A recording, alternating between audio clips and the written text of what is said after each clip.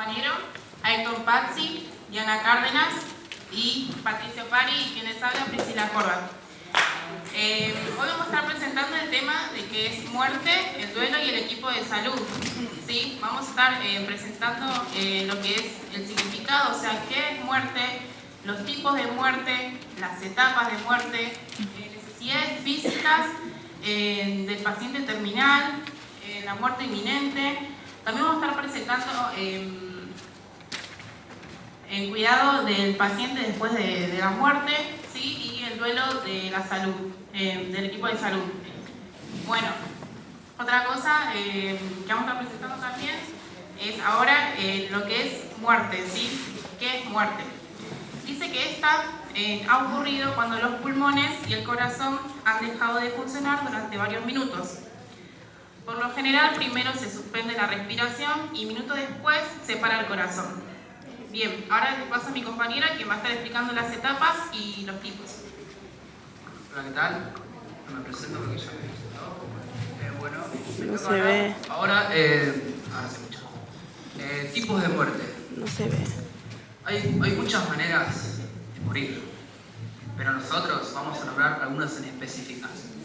Por ejemplo, tenemos lo que es la muerte natural. La muerte natural es aquella que se da por deterioro del organismo sin la acción de ningún factor externo. ¿A qué me refiero? Que nada de afuera va a actuar para la muerte de la persona. Mayormente se da esto en los pacientes gerontes.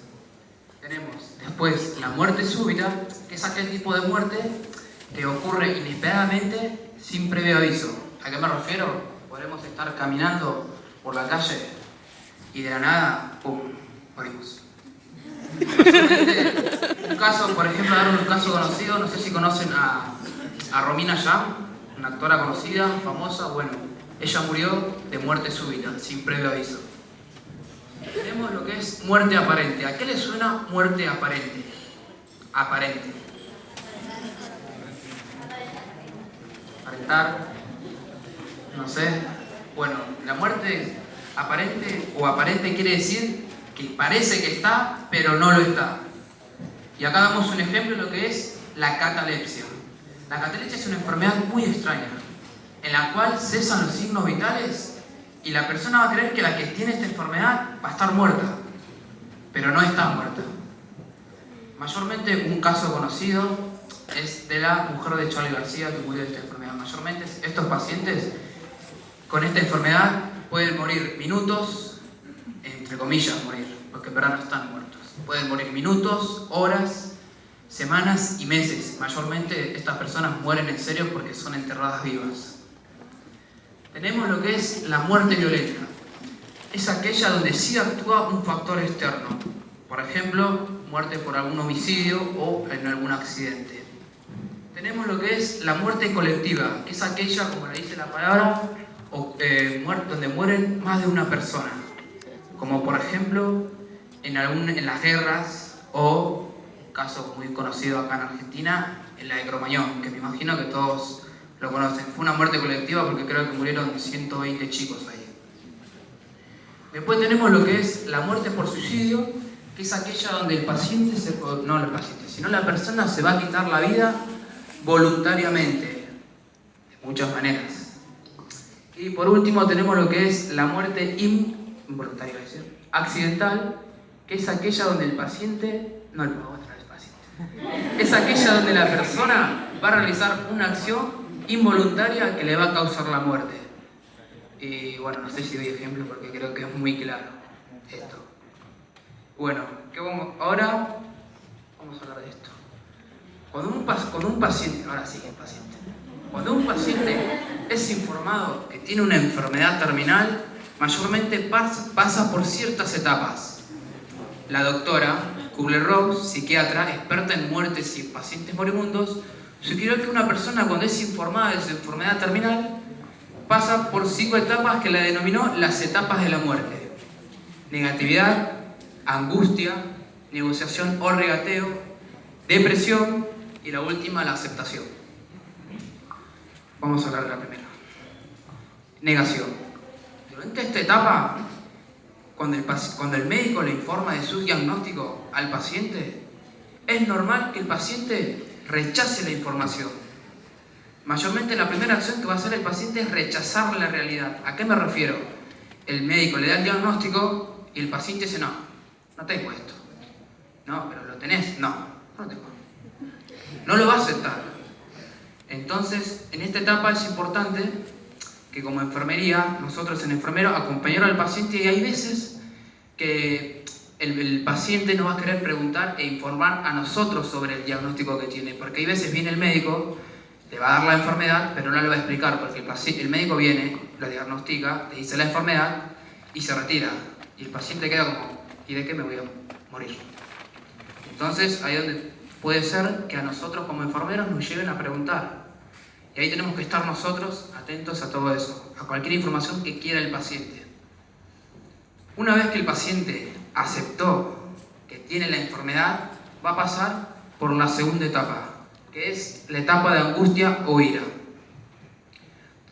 Esta etapa se caracteriza porque mayormente el paciente va a sentir un pequeño resentimiento hacia aquellos que están vivos, a todo lo que lo rodea mayormente, y va a descargar su ira. Es normal que el paciente sienta ira porque sabe que va a morir. Entonces, ¿quiénes son los favoritos en la descarga de la ira del paciente? Tenemos, del lado de religioso, según la religión, el de arriba, Dios. Tenemos a la misma familia del paciente y al favorito número 1, al que está a las 24 horas con él. No sé quién será. Imagino que lo sé, sabe. Entonces, nosotros como enfermeros tenemos que saber que esa ira del paciente es transitoria, es normal de la etapa esta de la angustia o ira. No es que tenemos que tomarlo muy personal. Nosotros tenemos que saber que es una etapa transitoria y la ira va a ser momentánea. No es que vamos a vengarnos del paciente porque nos trata mal. ¿Se entiende? Tenemos que saber que es normal esto. Y explicarle a la misma familia que también esta etapa es transitoria y que no tiene nada personal con los mismos, porque a veces que el paciente hasta le va a desquitar su ira con la familia y la familia no va a saber por qué. Una vez que el paciente aceptó su enfermedad en la negación y pasó la etapa de la ira, va a pasar a la tercera etapa, que es la etapa de negociación o regateo. A nosotros de chicos se nos enseñó, si tienen memoria, que cuando realizamos una acción buena, mayormente somos recompensados. ¿Se entiende? ¿Qué tiene que ver esto? Tiene que ver con que el paciente va a intentar realizar o negociar, entre comillas, una acción buena para que pueda intentar evitar lo inevitable. No sé si se entiende. Mayormente el paciente va a querer negociar su propia... Bueno, ¿cómo puedo decir? Va a intentar negociar para intentar vivir más, si que podamos decir en otras palabras. Entonces, ¿qué va a hacer el paciente? Por ejemplo, el paciente puede pedirle a Dios que va a ser bueno, que va a hacer donaciones, a cambio de que viva más o que se cure su enfermedad, que nosotros sabemos que es inevitable. Si se le realizó un diagnóstico, no hay manera de evitarlo. Una vez que el paciente, entre comillas, negoció, va a pasar por una cuarta etapa, que es una de las etapas más difíciles, que es la de depresión. Durante esta etapa es normal que el paciente se quiera sentir solo, aislado de todos y hasta entre lágrimas. Nosotros tenemos que entender, hay que imaginar que si la pérdida de un familiar es doloroso, imagínense enterarse de que vas a morir. Yo creo que debe ser algo sin palabras. Mayormente en esta etapa el paciente va a estar muy mal anímicamente, porque va a tener miedo a la muerte, va a sentir que la muerte se siente y que llega y él no va a estar preparado. Entonces nosotros como enfermeros lo que podemos hacer es intentar acompañarlo en todo momento y ofrecerle todas nuestras tareas que podamos, no puedo decir, ofrecer hasta la mínima ayuda que nos pueda pedir el paciente. A veces el paciente va a estar solo, a veces que no va a estar la familia y el único que va a estar ahí, como dije hace rato, las 24 horas va a ser el paciente, va a ser el único apoyo que va a tener el paciente. Bueno, una vez que pasamos la etapa de la depresión, pasamos a la última etapa, que es la de la aceptación. Esta etapa se la tiene mayormente no como una resignación, sino como una victoria. ¿Por qué victoria? Porque acá el paciente está tranquilo y sabe que ya va a morir. El paciente dice, mi hora ha llegado, pero estoy listo, la voy a afrontar, estoy preparado para morir. Entonces no es que se va a sentir feliz de que va a morir, quiero explicar, sino que el paciente va a estar preparado. Ya no va a estar ni depresivo, ni angustiado, ni va a negarlo, ni va a pasar las 4 etapas anteriores, sino que en esta etapa la aceptó, es una victoria para nosotros. Mayormente en esta etapa el paciente va a querer estar con la familia, va a querer estar en todo momento con la familia, como podemos decir, se podrían querer despedir de la familia. En caso de que no esté la familia o no esté ningún amigo, ¿quiénes van a estar ahí? Enfermeros. Y bueno, acá concluye lo que es mi parte y le cedo la palabra a mi compañero que va a hablar de las necesidades fisiológicas del paciente terminal.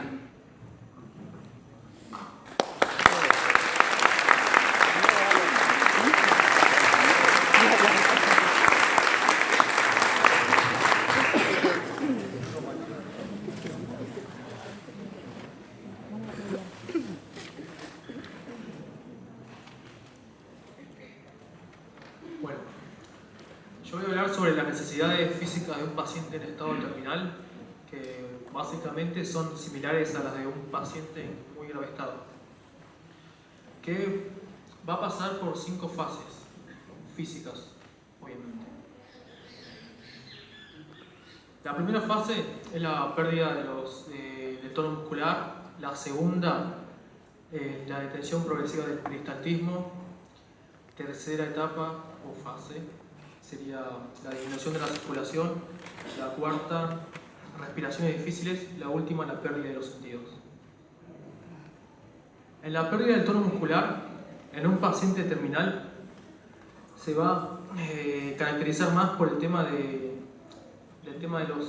mal funcionamiento del tono, obviamente, en el tema de los esfínteres. Debido a la pérdida del tono muscular, los esfínteres ya no tienen la misma fuerza, por lo tanto esto va a resultar en misiones y defecación involuntaria. Y es importante que el personal de enfermería sea comprensible con el paciente, que no se enoje ni tampoco le grite ni nada. Otra característica de esta fase es la incapacidad para mantener una posición adecuada, ¿no? Siempre un paciente en este estado va a presentar poca fuerza, hay que ayudarlo a sentarse, a comer. Incluso al comer tampoco va a tener ya la capacidad para deglutir. Generalmente también por las malas posiciones que ejerce, porque no puede moverse de un lado a otro él solo, se le generan úlceras por decúbito. Y el enfermero en este estado, en esta fase, tiene que saber eso y ayudar al paciente, rotarlo, hacer las acciones independientes que aprendimos, ¿no? La segunda fase es la detención progresiva del peristaltismo, que se presenta por la falta de apetito. El paciente no tiene ganas de comer, pero presenta mucha sed, quiere sorbos de agua, aunque dárselos cuando quiere o en exceso puede generar vómitos. Debido también a la falta de peristaltismo, que tiene que estar relacionado con la pérdida de tono muscular, tiene la incapacidad para hacer los movimientos peristálticos, obviamente del esófago, por lo cual es incapaz de deglutir, y la alimentación muchas veces la administran por vía enteral o parenteral. Tercera fase, disminución de la circulación. El paciente presenta mala circulación sanguínea, por lo cual presenta cianosis, ya que la sangre no puede llevar, no tiene suficiente oxígeno y por esas razones va a presentar cianosis en las extremidades más que todo, se va a notar mucho. Lo mismo va a pasar con los analgésicos, ya no van a ir por vía muscular, intramuscular ni oral, porque ya no van a hacer el mismo efecto. Entonces, por lo menos una forma más rápida es darla por vía parenteral. Cuarta fase, las respiraciones difíciles. En las respiraciones difíciles se van a presentar en los pacientes terminales. El enfermero es importante que aplique las acciones de enfermería independientes que nos enseñaron, ¿no? Como la posición para poder ayudarlo a bajar las vísceras para que se expandan los pulmones, la posición de Fowler 90, según la indicación médica, administrarle oxígeno, y debido también, como dije antes, a la pérdida del tono muscular, y no puede mantenerse, si dejamos al paciente en posición supina o en una sola posición, el moco tiende a acumularse en la garganta, por lo cual el paciente al respirar va a hacer un sonido muy característico, llamado el estertor de la muerte. La última fase es la pérdida de los sentidos. El paciente comúnmente va a empezar a ver borroso, se le van a juntar muchas secreciones en el ojo, es importante también, ¿no?, hacer una buena higiene ocular. Y bueno, progresivamente va a ir perdiendo cada sentido hasta que es considerado, ¿no?, el último sentido que perdemos es el de la audición. El paciente, por más que parezca inconsciente o está durmiendo, va a estar escuchándonos todo lo que hablamos. Como enfermeros no tenemos que hablar despacitos al lado de él, despacito, ni susurrar cosas, porque el paciente está escuchando, nos escucha en realidad. Tampoco decir cosas fuera de lugar, porque lo podemos poner más nervioso e incluso peor de lo que está. Bueno, esas son las fases de un paciente, fases físicas, ¿no?, de un paciente terminal. Y estos son los signos inminentes para la muerte. El paciente va a perder los reflejos, las respiraciones difíciles, como ya había explicado, cianosis, la piel fría y húmeda. Piel fría y húmeda porque el paciente en este estado siempre va a estar como transpirando, o sea, diaforesis, puede presentarlo. Incluso si lo tocamos va a estar frío, pero regularmente está en la temperatura normal. Bueno, presenta taquifitnia filiforme, o sea, es el pulso acelerado, pero débil. Las pupilas se las va a presentar dilatadas, va a presentar hipotensión e hipotermia antes de su muerte. Con esto concluyo las fases físicas de un paciente en estado terminal y los signos de muerte inminente. Le cedo la parte a mi compañera. Gracias.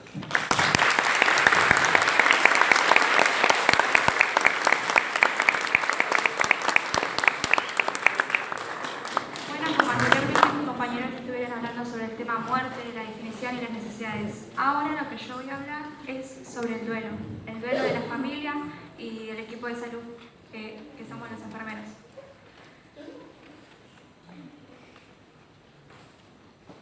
Bueno, primero era asistencia después de la muerte. La asistencia después de la muerte que estamos encargados los enfermeros de hacer, que es una acción que debemos hacer, es una asistencia que debe hacerse y efectuarse con dignidad y mucho respeto hacia el paciente y también hacia la familia del paciente. En este momento lo que voy a decir yo son esos ítems después de la asistencia de la muerte que son importantes hacerlos. Que suspender todo aquel tratamiento que se esté aplicando al paciente, ya sea un plan de hidratación o alimentación, o si recibía oxígeno o nebulización, porque el paciente falleció. También ponerlo en posición supina, con las manos extendidas, con la cabeza elevada. Obviamente le ponemos una almohada debajo de la cabeza, porque empieza la rigidez cadavérica, el rigor mortis. ¿Por qué es necesario ponerle la cabeza elevada? Para evitar lo que es la hipostasis sanguínea, que es lo que produce la coloración en el rostro. También es importante bañar, limpiar, higienizar, o sea, entregar en buenas condiciones higiénicas al paciente en el momento que la familia quiere entrar y pasar a ver al paciente. Y en el momento que se tienen que llevar a la morgue. También es importante poner la identificación que se da mortaja y en los pies. Okay. Bueno, como decía, estas son ítems que son importantes en la asistencia después de la muerte. También está el duelo, la parte de duelo de la familia y el equipo de salud, que somos nosotros los enfermeros. Entonces decimos que el duelo, según la Real Academia Española, dice que son las demostraciones que hacen para manifestar el sentimiento que se tiene por la muerte de alguien, expresadas con dolor, con lástima, con pesar. Tiene características principales, que son que el duelo es único y personal de cada persona y que lo pasa a su modo y a su manera. Voy a contar algo personal mío. Mi abuela murió hace 2 años. Yo nunca la conocí. Cuando nos enteramos 3 días después de su muerte, nos enteramos cómo murió y cosas por el estilo. Entonces, el contexto es diferente. Yo no la conocí, hablé 2 veces por teléfono con ella y la conozco por foto. No tuve contacto, no sé lo que es tener abuela. O sea, no tuve ese cariño. Pero mi mamá, que fue su hija, sí lloró por ella. Lloró mucho más que yo y le dolió. Es por eso que es único y personal de cada persona y que lo pasa a su manera el duelo, el proceso de duelo. Bueno. Según Warden, dice que el proceso de duelo y que cada persona, como es único y personal, no es consecutivamente, no es que pasa una etapa detrás de la otra, que son las mismas etapas que pasa el paciente terminal. Y dependiendo del tipo de muerte, cómo haya muerto el paciente. Entonces dice que esto afecta de manera global, de manera física, mental, psicológica, espiritual, afectiva, como su forma de ser. O sea que es un periodo donde tiene que volver a su equilibrio. Es como si estuviésemos enfermos en el hospital y volvemos a nuestro equilibrio. No solo pasa esto con la familia, sino también pasa con el equipo de salud. Los enfermeros también están en contacto con la familia y el paciente, y tienen conocimiento. Entonces el enfermero tiene que tomar en cuenta, y es que todo el tiempo estamos remarcando, que tiene que ser comprensible y que tiene que explicar a la persona por lo que está pasando, y él también entenderlo. No es lo mismo una enfermera que recién empieza a trabajar que una enfermera de hace muchos años que ya tiene experiencia y pasó por procesos anteriores de duelo. Entonces es único y personal, por eso es único y personal de cada persona. Con mis compañeros, para finalizar, queríamos remarcar una frase importante.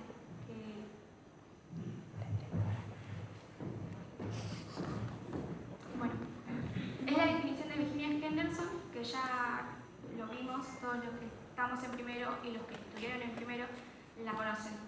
Y mi compañera le agradece. Bien, según Virginia Henderson decía: ayudar al individuo sano o enfermo en la realización de aquellas actividades que contribuyen a su salud o a su recuperación o a la muerte digna. Actividades que realizaría por sí mismo si tuviera la fuerza, voluntad o el conocimiento necesario.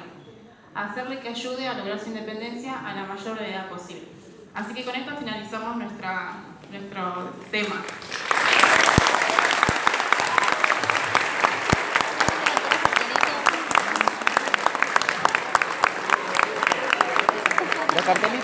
Los cartelitos. Mira lo que te hace. Mira las manos de Ya la vi, ya.